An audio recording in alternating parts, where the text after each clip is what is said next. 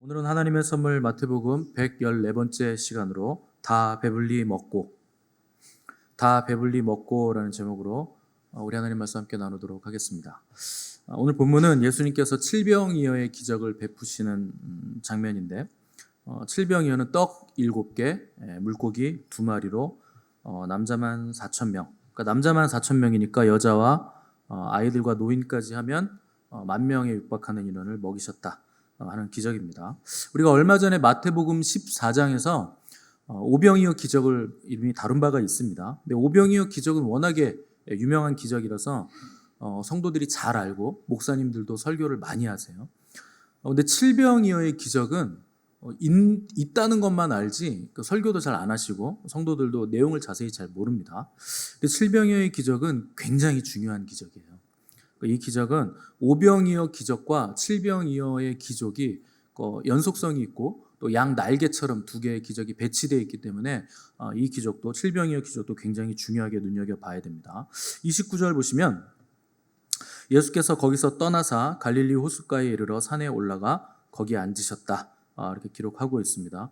여기 거기서 떠나셨다는 것은 지난주에 우리 두로와 시돈 지경으로 가서 가나안 여인, 수로보니게 여인의 귀신 들린 딸을 고쳐주셨던 그 지역을 말하는 거예요. 거기서 예수님이 지금 떠나셨다 하는 것이고, 두로와 시돈 지역을, 레바논 지역을 떠나서 먼 길을 걸어서 갈릴리 지역으로 다시 돌아오셨다 하는 겁니다. 근데 마태복음에서는 단순하게 거기서 떠나서 갈릴리로 돌아오셨다 이렇게만 적어놓고 있는데, 마가복음 7장 31절 보시면 이렇게 돼 있어요.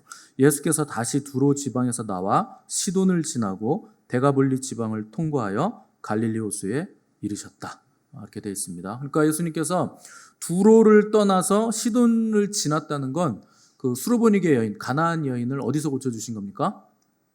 두로에서 고쳐주신 거죠. 두로에서 가나안 여인 고치시고 시돈을 지나서 데가볼리 지방을 통과해서 갈릴리 호수에 이르셨다. 자, 데가볼리 그러면 데카 하면은 열이라는 뜻입니다.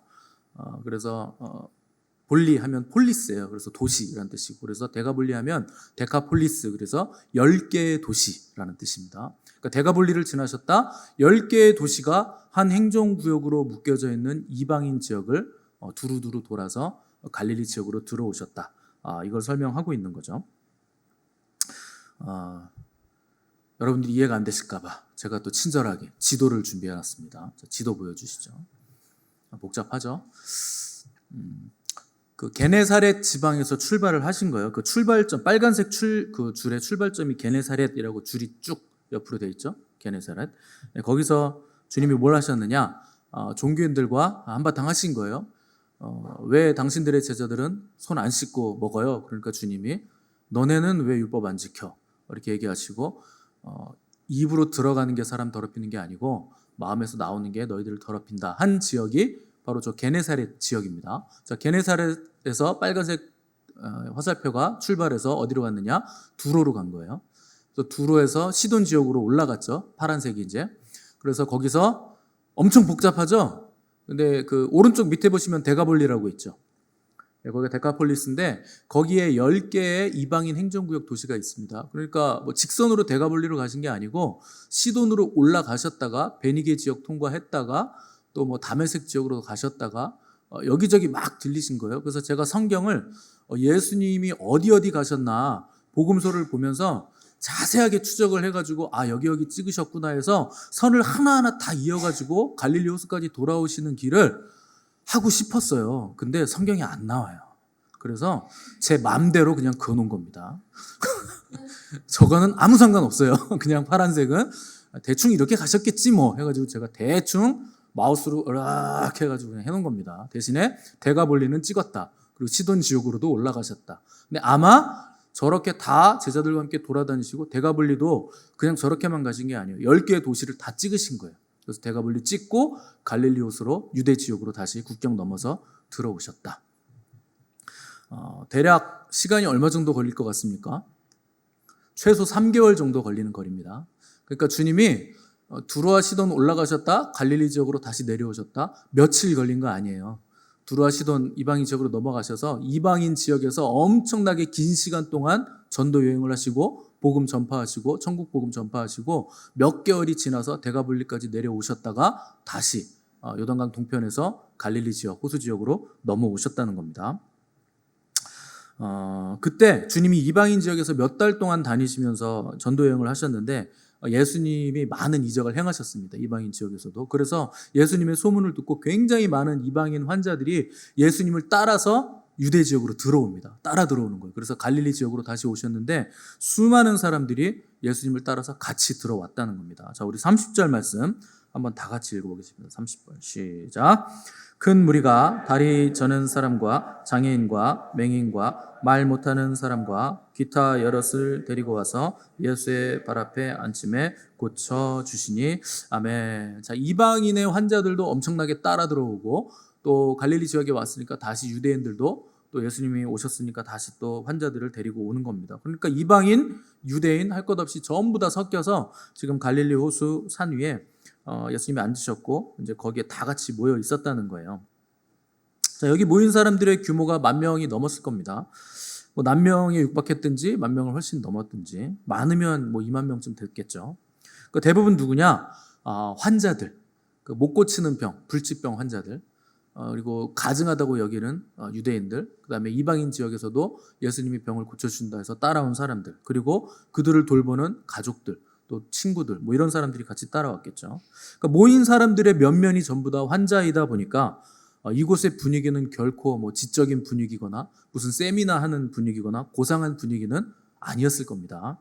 그래서 의술로 고치지 못하는 병자들이 많았기 때문에 특별히 유대인들 중에서도 부정하게 여겨지는 사람들, 뭐 문둥병 환자들이라든가, 뭐 피가 나는 뭐 혈루증 뭐 환자들이라든가, 고름이 계속 나오는 사람들이라든가, 또 몸이 아파서 씻지 못해서 냄새가 많이 나는 사람들, 그러니까 뭐 피 냄새, 고른 냄새, 씻지 못해서 나는 냄새, 또 죽음의 냄새, 거의 죽기 직전이니까 죽음의 냄새가 가득한 사람들이 모여 있었다는 거죠.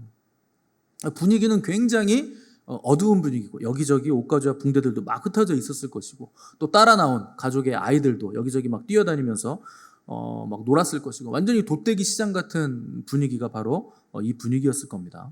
근데 이런 분위기, 질병과 아픔과 죽음이 가득한, 그리고 이방인들이 굉장히 많은 이런 분위기 사이에서 놀랍게도 예수님이 거기에 함께 계셨다는 거예요. 여러분, 이게 우리에게 위로가 되고 희망이 되는 겁니다. 예수님은요, 지금까지는 유대인의 왕, 유대인의 메시아라고 알려졌습니다. 그런데 그 발 앞에 지금 이방인들이 엄청나게 많은 수가 같이 앉아 있다는 거예요. 어떻게 그렇게 됐을까요? 그들이 병에 걸렸기 때문에 그렇게 된 겁니다.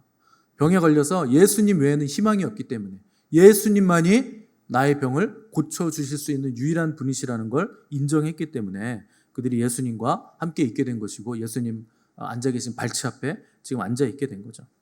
그러니까 여러분, 병에 걸린 게 얼마나 복입니까? 이방인들이. 우리는 질병이 없으면 복이라고 생각하죠. 어려움이 없는 삶이 복이라고 생각하죠. 이거는요, 철저하게 세상 가치관이에요. 아무 문제가 없는 게 복이다. 뭐 아무 문제도 없고 질병도 없고 어려움이 없는 게 복이다, 이렇게 생각하는데, 그렇게 어려움이 없고 문제가 없고 질병이 없는데 주님이 없는 삶을 계속 살면 그게 어떻게 복이 됩니까? 그게 저주가 되는 거죠. 근데 삶이 어렵고 처절하고 문제가 많고 질병이 있는데 그것 때문에 우리가 하나님을 찾는다면 그 사람이 가장 큰 복을 받은 사람입니다. 야곱을 보시면 야곱은 굉장히 험악한 인생을 살았다 그래요. 나중에 요셉이 살아있다는 걸 듣고 요셉이 이제 흉년이니까 아버지를 불러들이잖아요, 이집트로. 그래서 애굽에 이집트로 들어가서 바로를 만나죠. 야곱이 파라오를 만나서 자기 소개를 하는데 뭐라 그랬냐면 험악한 세월을 살았습니다. 이렇게 자기를 소개합니다. 여러분, 그 말이 안 되는 소개를 한 거죠. 하나님의 사람이 믿지 않는 이방 땅에 가서 이방 땅 이집트의 파라오에게 자기 소개를 하면 우리 같으면 어떻게 소개하겠습니까? 하나님의 은혜로 너무나 아름다운 삶을 살아서 제가 이렇게 나이가 들었고 이제 하나님의 은혜로 이렇게 자녀들도 많고 이제 죽어도 여한이 없습니다. 참으로 복된 삶을 살았습니다. 이렇게 소개를 해도 시원찮을 판에 험악한 세월을 살았습니다. 이놈의 인생 진짜 하나님이 어떻게 저를 그렇게 굴리셨는지 진짜 말도 못해요. 이렇게 자기소개를 한 거예요. 그러니까 야곱이요, 웬만한 인생을 산 게 아니라는 거죠. 야곱이 바단 아람에서 가나안 땅으로 약속의 땅으로 다시 들어올 때 애굽이 애굽이 아니죠. 그 에서가 그 군사를 이끌고 야곱을 이제 맞으러 나온다는 소식을 듣게 됩니다.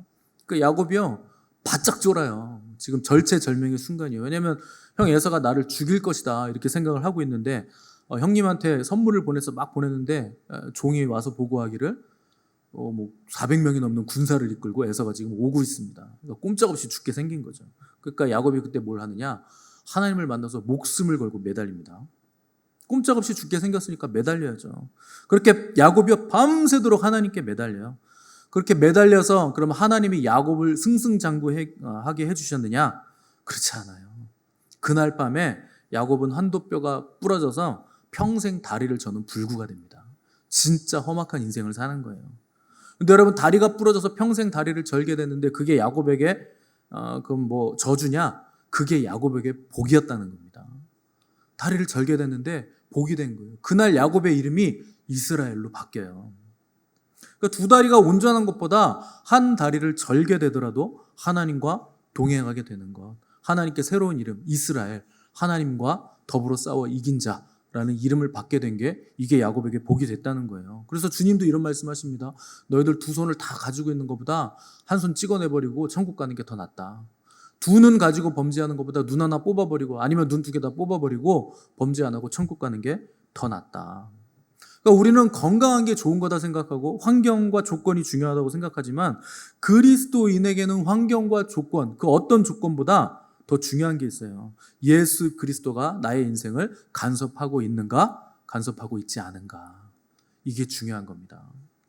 여러분 세상 사람들은요 하나님을 그냥 내버려둬요. 그리고 내버려 둔다는 건 뭐냐? 마지막에 법으로 심판을 하겠다는 거예요. 그래서 내버려 두는 겁니다. 다 인생 다 살게 한 다음에 내가 너는 마지막에 법으로 심판하겠다. 근데 우리는요 하나님이 내버려 두지 않아요. 여러분 조금만 잘못해 보십시오. 하나님이 곧바로 간섭합니다. 왜 그렇습니까? 너는 내가 내버려 두지 않는 존재라는 거예요. 이쪽에서 원하는 대로 움직이지 않으면 얼마든지 즉각적으로 간섭할 수 있는 존재예요. 하나님이 우리를 그렇게 아끼시는 거예요. 하나님 우리를 그렇게 간섭하시는 거예요. 그게 우리에게 임한 은혜요 하나님의 복이 되는 겁니다. 그러니까 여러분 다른 거 소유하려고 하지 마시고 주님을 소유하시기 바랍니다. 다른 데 가서 앉아있지 마시고 주님 발 앞에 앉아 계시기 바랍니다. 우리 31절 말씀 한번 읽어보겠습니다. 31절 시작. 말 못하는 사람이 말하고 장애인이 온전하게 되고 다리 저는 사람이 걸으며 맹인이 보는 것을 무리가 보고 놀랍게 여겨 이스라엘의 하나님께 영광을 돌리니라. 아멘. 얼마나 놀라운 일들의 연속적인 일들이 일어나는지 몰라요. 말 못하는 사람이 갑자기 말을 하게 되고 또 장애인도 온전하게 되고 다리 저는 사람은 걷고 맹인이 눈이 열려져서 보게 되는 거예요. 이런 일들은요 이사야서에 구약에 이렇게 예언되어 있는 거예요. 이런 일을 하는 사람이 기다리던 메시아다. 약속의 언약의 사자다. 이렇게 예언이 되어 있습니다. 그러니까 이 기적의 주인공들, 이걸 체험한 사람들과 이 기적을 목도한 사람들이 모두가 한 마음이 되어 이스라엘의 하나님께 영광을 돌렸다. 왜 굳이 마태는 이스라엘의 하나님께 영광을 돌렸다고 이스라엘이라는 걸 붙였느냐? 여기 모인 사람들이 이방인이었기 때문에 그렇습니다. 이방인들이 이스라엘의 하나님께 영광을 돌렸다는 거예요. 왜냐하면 당시에는 하나님은 전통적으로 이방인들의 하나님이 아닙니다. 무조건 하나님은 이스라엘 편이에요. 그래서 이스라엘의 하나님이에요. 그래서 그 요나가 하나님의 명령을 듣고 너 저기 니느웨 아수르 수도 니느웨 가서 회개하라고 전해라 그러니까 요나가 끝까지 거부하죠. 하나님 왜 이방인들을 구원해 주시려고 그러세요? 내가 가서 복음 전하면 그 사람들 다 회개할 거 아닙니까? 당시 니느웨 사람들은요 진짜 악독한 사람들이고 이스라엘을 대대로 괴롭히던 사람들이에요. 그래서 니느웨는 마술과 마녀들이 있고 복수를 행하고 또 굉장히 잔인한 민족이어서 사람을 정복하고 전쟁을 해서 이기면 이긴 죽은 사람들이 머리가죽을 벗겨가지고 머리가죽을 문 앞에 걸어놓고 장신구로 쓰던 사람들입니다. 장식용으로. 그러니까 얼마나 잔인한 사람들이에요. 이스라엘을 그렇게 괴롭혔던 민족인데 하나님이 가서 회개시켜라 그러니까 요나는 하나님은 이스라엘의 하나님인데 왜 이방인들에게까지 간섭을 하세요? 그런 거 하지 마세요. 하나님답지 않잖아요. 그래서 요나가 하나님을 막 가리키려고 그런 거예요. 그러니까 그 정도로 하나님은 철저하게 이스라엘의 하나님이었는데 이제는 그 지경이 넓어진 거예요. 우리 지난주에 예수님께서 두로와 시돈 지경으로 넘어가셨다. 종교인들을 뒤로하고 두로와 시돈 지경으로 넘어가셨다고 했을 때 복음이 드디어 이방인 지역으로 퍼져나가기 시작했다고 말씀을 드렸습니다. 그러고 나서 예수님이 저렇게 막 돌아다니시면서 지도회처럼 돌아다니시면서 복음을 이방인 지역에 다 가서 전파하신 거예요. 그러니까 이방인들이 이제는 예루살렘 지역 이스라엘 지역 안으로 들어와서 갈릴리 지역에서 이스라엘의 하나님을 함께 높이고 찬양하는 일들이 일어나게 됐다는 겁니다. 감격과 감동으로 하나님께 영광을 돌렸다는 거죠. 여러분, 저와 여러분들이 그래서 구원받은 겁니다. 우리는요 철저하게 이방인이에요. 여러분, 저희 나라는 이스라엘에서 보면 멀디 먼 변방의 작은 나라입니다.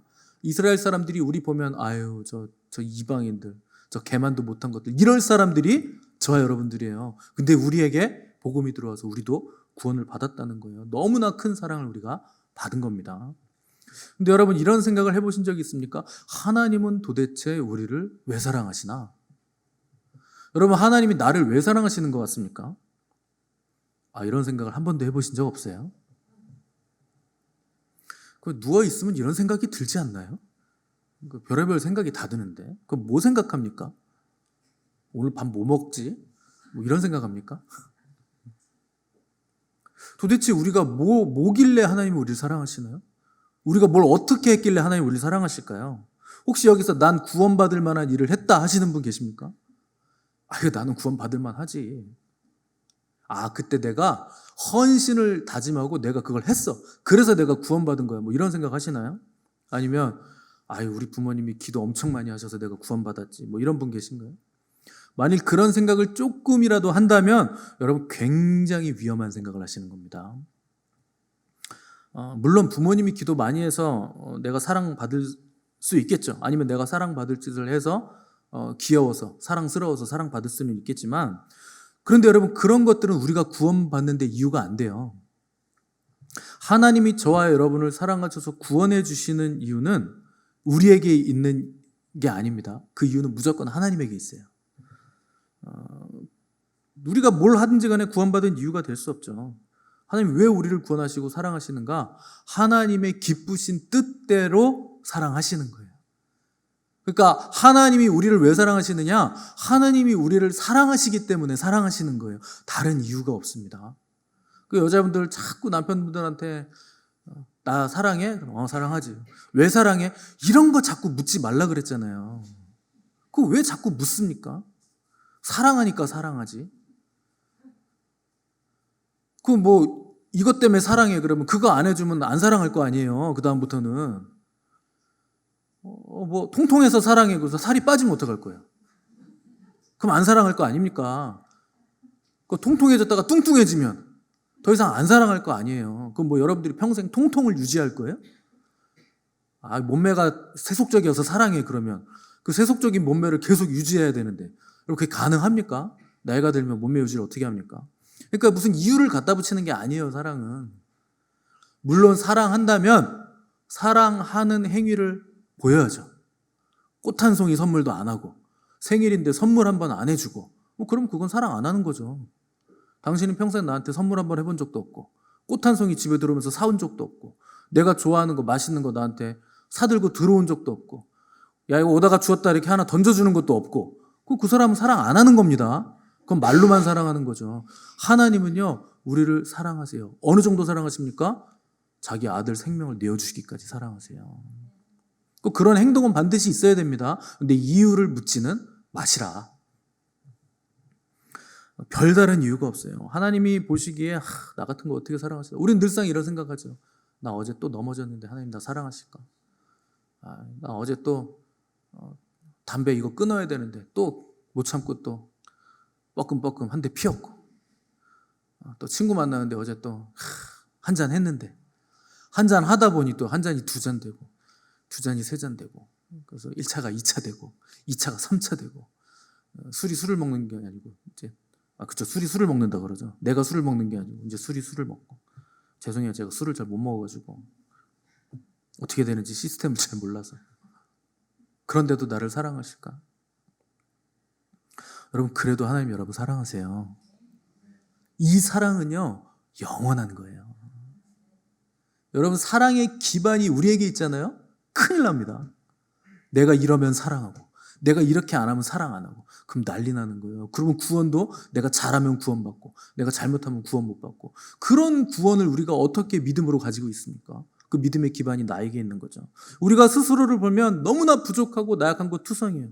근데 이렇게 별 볼 일 없는 우리를 하나님이 어떻게 보시느냐? 눈이 이렇게 하트가 돼서 보시는 거예요. 우리 넘어졌는데 하나님 눈이 하트, 이걸 전문 용어로 하트 뿅뿅이라고 하는 겁니다. 하트 뿅뿅 해보세요. 하트 뿅뿅. 이 하트 두 개가 이렇게 딱 보는 거예요. 여러분, 다른 이유가 없어요.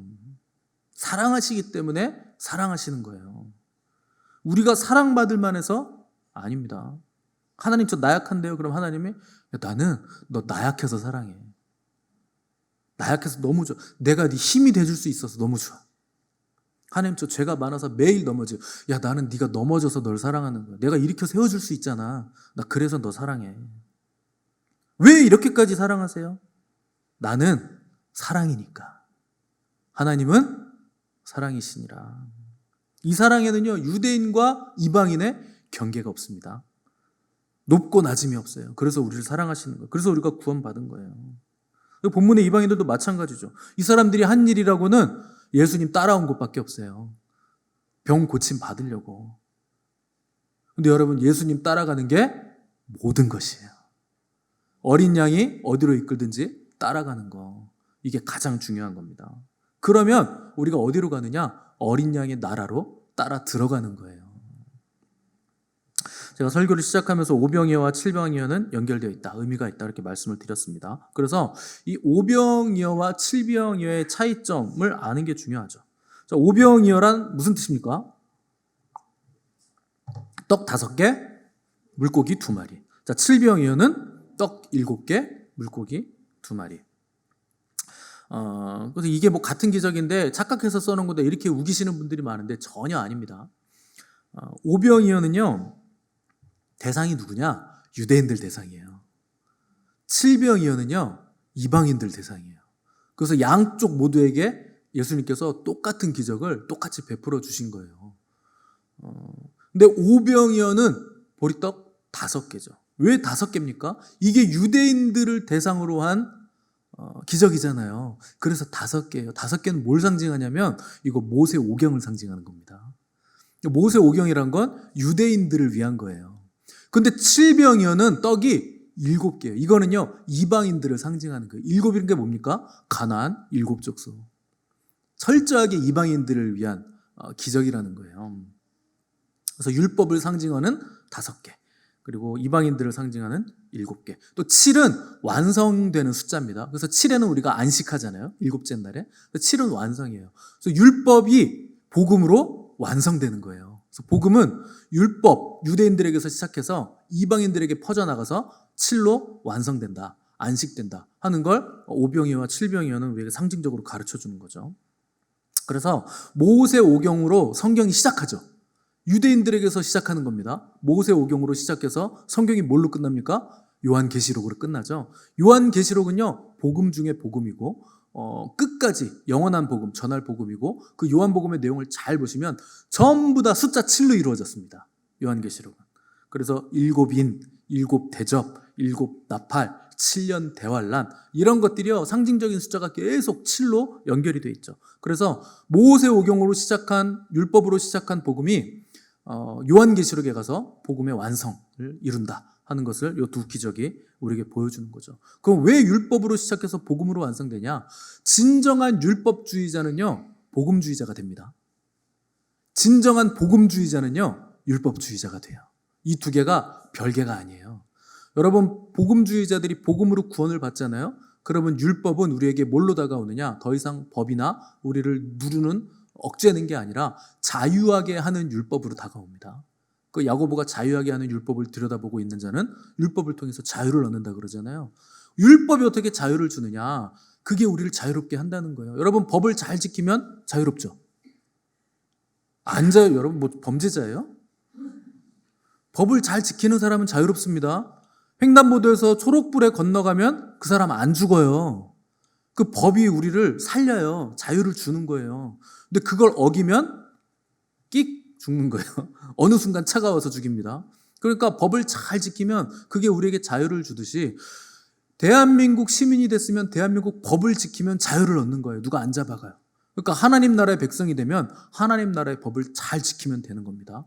그러니까 율법이 우리에게 어떻게 다가오느냐? 구원을 받은 사람들에게는 구원받은 자의 마땅한 삶의 규범으로 다가와서 우리에게 참된 자유를 준다는 거죠. 자, 또 차이점을 보시면 오병이어의 기적은 남은 음식이 12바구니였죠. 자, 12이라는 건 뭘 상징하느냐? 유대인을 상징합니다. 12지파. 그리고 신약의 12제자까지 12바구니가 상징을 하죠. 근데 칠병이어 기적은 7광주리가 남습니다. 자, 7이라는 건 무슨 뜻이라 그랬습니까? 아까 말씀드렸죠. 가나안 7족속, 그리고 이방인들, 그리고 구원의 완성, 복음을 상징한다고 했습니다. 자, 바구니와 광주리도 차이점이에요. 오병이어 기적에서 12바구니는 도시락 가방만한 그 시장 바구니만한 바구니라 그랬습니다. 그래서 그거는 1인분이에요. 그러니까 한 사람이 바구니 하나. 이게 뭐냐? 이게 율법이에요. 한 사람이 하나.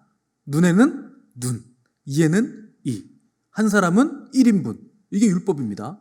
그런데 칠병이어 기적은 7광주리가 남았어요. 자, 광주리가 여기 뭐냐면 사도 바울이 성벽에서 광주리를 타고 도망갔을 때 바로 그 단어가 이 광주리예요. 그러니까 사람이 들어갈 만큼 큰, 사람보다 큰 광주리 있죠. 우리 왜 시골 이렇게 가면 가마니 같은 거 이렇게 뭐 담아놓으면 요만한 큰 광주리, 사람 들어갈 만한 거. 거기에 7개가 가득가득 차게 남았다는 거예요. 이건 뭡니까? 율법이 아니라 복음이죠. 넉넉한 거예요. 충만한 거예요. 풍성한 거예요. 그리고 한 사람이 먹을 양이 아니고 여러 사람이 떼거지로 와서 이거 하나씩 다 집어가도요 충분한 거예요. 모든 사람이 다 먹을 수 있을 만큼 많은 거예요. 복음의 능력은 율법처럼 눈에는 눈, 이에는 이, 한 사람이 1인분 이렇게 딱딱 대입되는 게 아니고 많은 사람이 한꺼번에 먹을 수 있고 넉넉하게 수혜를 받을 수 있다. 그래서 이방인들에게까지 복음이 흘러간다 하는 것을 의미하는 거죠. 그래서 이방인의 구원받는 수가 유대인의 구원받는 수보다 훨씬 많습니다. 그래서 12광주리보다 12바구니보다 7광주리가 음식이 훨씬 더 많아요. 그러니까 이방인의 충만한 수가 차기까지 복음은, 영원한 복음은 세상 끝날까지 퍼져나갈 것이라 하는 것을 이 오병이어와 칠병이어의 기적이 유대인과 이방인, 율법과 복음의 견지에서 굉장히 깊은 의미를 우리에게 알려주고 있다는 겁니다. 자, 그래서 이 기적들 때문에 예수님의 인기는 이제 굉장히 높이 올라가죠. 그러니까 요한복음 6장에 보면 이 기적의 떡을 먹은 사람들이 주님을 그 다음날도 찾아다니고 계속 찾아다닙니다. 왜요? 기적의 떡을 맛봤으니까, 이 빵을 맛봤으니까 배고프니까 다음날도 주님이 먹을 걸 주겠지 하고 주님을 찾아다닌다는 거예요. 그때 주님이 뭐라 그러시냐? 너희가 나를 찾은 까닭은 표적을 본 까닭이 아니요 떡을 먹고 배부른 까닭이다. 이렇게 말씀을 하십니다. 그리고 나서 뭐라 그러시느냐? 썩을 양식을 위하여 일하지 말고 썩지 않을 양식을 위하여 일하라. 요한복음 6장에서 이렇게 말씀하셨어요. 여러분, 썩을 양식을 위해 일하지 말고 영생하도록 있는 양식을 위해 일하라. 이 말씀을 들으면 무슨 생각이 드세요? 당연히 썩지 않을 양식을 위해서 일해야죠. 이런 생각이 드십니까? 저는 예전에 어렸을 때 이 말씀을 읽을 때 썩지 않는 양식을 위해서 일해야지. 썩을 양식을 위해서 일하면 안 되지. 그래서 내가 먹고 사는 일상의 음식을 위해서 살 게 아니라 영생하도록 있는 양식. 예를 들면 뭐 믿음이라든가 뭐 사랑이라든가 순종이라든가 은혜라든가 이런 것들을 위해서 내가 일해야지, 열심을 내야지 이렇게 생각을 했습니다. 여러분도 그렇게 생각하시죠? 썩을 양식은 우리가 먹는 양식이고 썩지 않을 양식은 뭐 거룩한 거 뭐 이런 거라고 생각하실 겁니다. 근데 이건 주님의 말씀을 완전 오해하는 겁니다. 예수님께서 썩는 양식을 위해 일하지 말아라 하신 것은 주님께서 오병이어와 칠병이어의 기적으로 사람들에게 먹여주신 그 양식을 말하는 거예요. 그러니까 예수님이 기적으로 만든 양식은 썩을 양식이라는 거예요. 우리는 기적으로 예수님이 주셨으니까 그게 썩지 않을 것이라고 착각을 합니다. 근데 예수님이 기적을 일으키셨더라도 이 땅에서 육신이 먹는 양식은 다 썩을 양식이에요. 기적의 양식을 위해서 일하지 마라. 그건 썩는 거다. 그러니까 우리가 예수님을 찾을 때 썩을 양식 때문에 예수님을 찾지 말라는 거예요. 너희들 왜 찾니? 기적의 양식 먹으려고 찾았구나. 근데 그거 썩을 건데?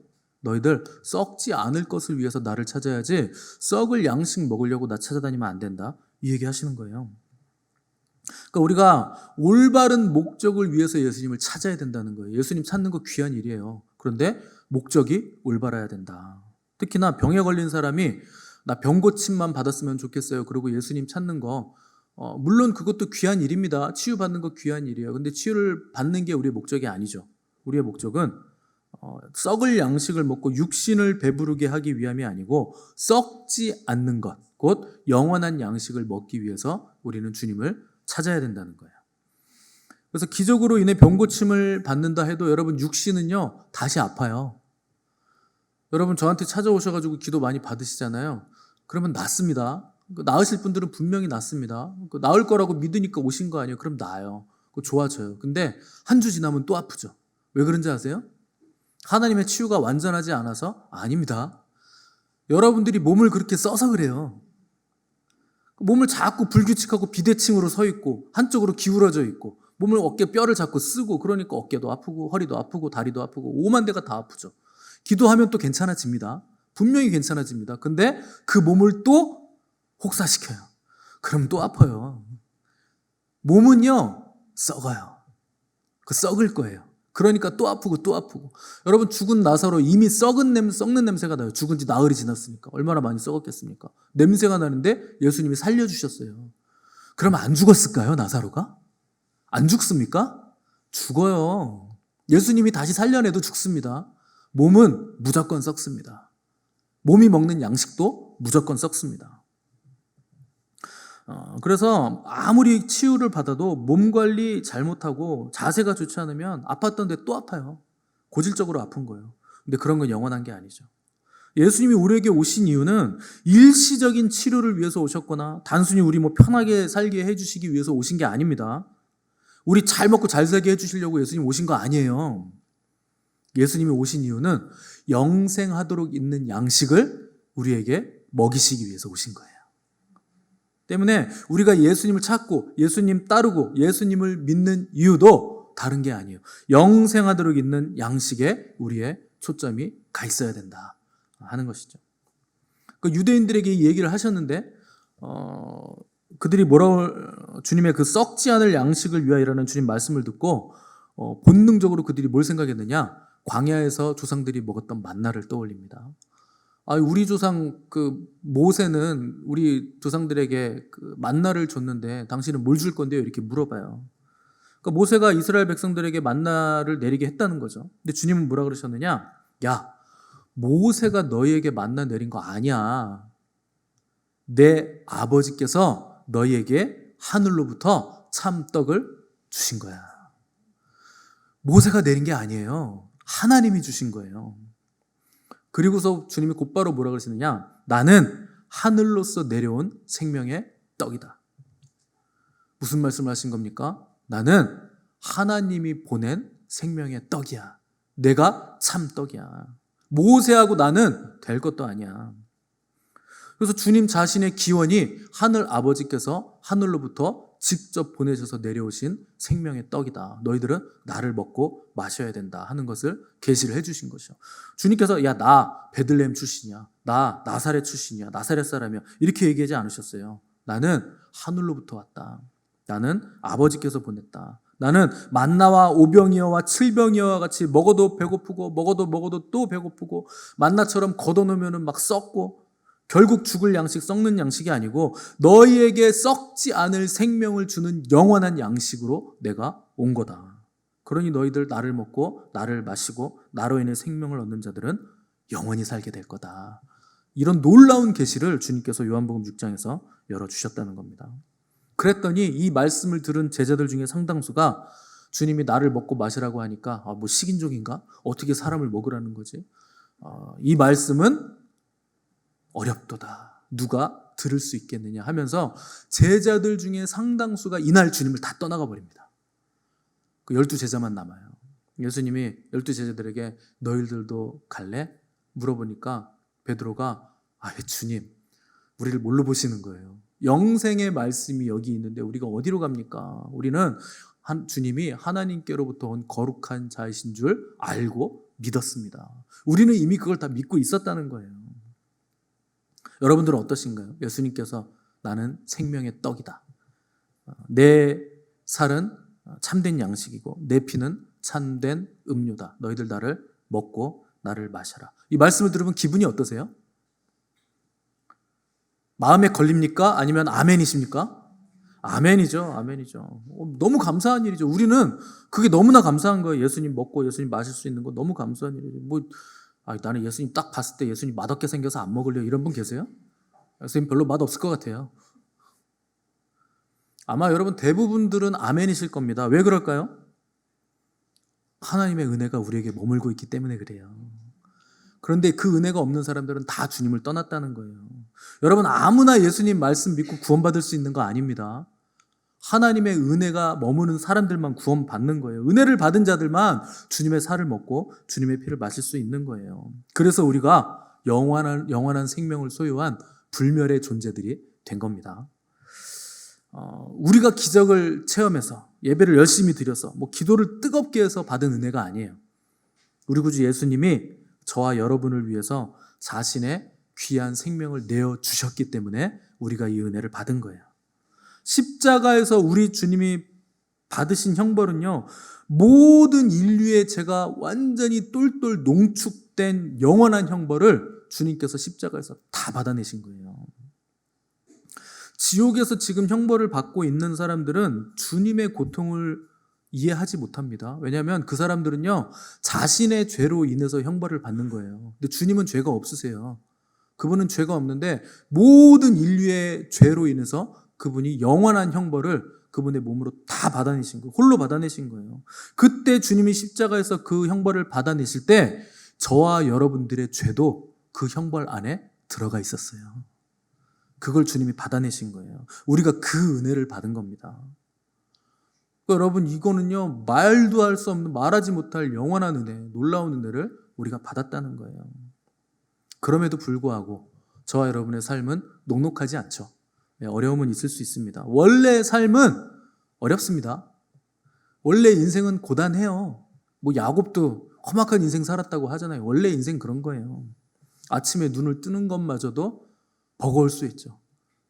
눈 뜨는 게 스트레스, 힘들어. 하나님 저한테 왜 그러세요? 하나님을 원망하고 싶은 하루가 될 수도 있겠죠. 그런 날들을 맞닥뜨릴 수도 있겠죠. 근데 여러분, 우리가 그 원망을 하나님께 쏟아낼 수 있는 것 자체가 은혜예요. 이게 놀라운 은혜입니다. 얼마나 큰 복입니까? 예배도 마찬가지입니다. 여러분 예배를 통해서 하나님께 내가 진짜 기가 막힌 예배, 하나님 기뻐하시는 예배를 드려야지, 너무 귀한 마음이죠. 또 예배를 통해서 뭔가 내가 오늘 말씀을 통해서 큰 깨달음을 얻고 놀라운 진리의 말씀을 내가 받아야지, 그것도 귀한 겁니다. 근데 여러분 예배는요, 예배 자체로 너무나 큰 복이에요. 우리가 예배할 수 있는 존재라는 거, 하나님이 우리를 예배케 하는 자들로 부르셨다는 것 자체가 너무나 큰 은혜예요. 기도도 마찬가지예요. 기도 진짜 막 나무뿌리 뽑아가지고 금식까지 해가면서 40일 금식 40번 하고 그래가지고 응답 막 받고, 우리는요 기도만 하면 응답 받아요. 그래서 기도가 대단하고 은혜가 되는 게 아닙니다. 기도는요, 기도하는 것 자체가 너무나 큰 은혜예요. 우리 얘기를 들어줄 분이 계신다는 거예요. 세상 어디에 그런 분이 있습니까? 누가 우리 얘기를 공감하고 들어주고 가장 좋게 응답을 해주고 다 이루어줍니까? 하나님이 우리 기도를 들으신다는 거예요. 기도, 예배, 찬송, 경배할 수 있는 존재들, 이거는요 하나님의 놀라운 은혜를 받은 사람들만 그런 존재들이 될 수 있는 겁니다. 그러니 여러분 기뻐하시기 바랍니다. 만족하시기 바랍니다. 주님을 즐거워하시기 바라고 주님을 떠나지 마시기 바랍니다. 날마다 그분과 동행하시고 그분을 따라가시고 그분이 주신 영원한 생명으로 다 여러분 배불리 먹으시고 영혼의 배부름을 누리심으로 충만한 복된 인생이 되시기를 간절히 바랍니다.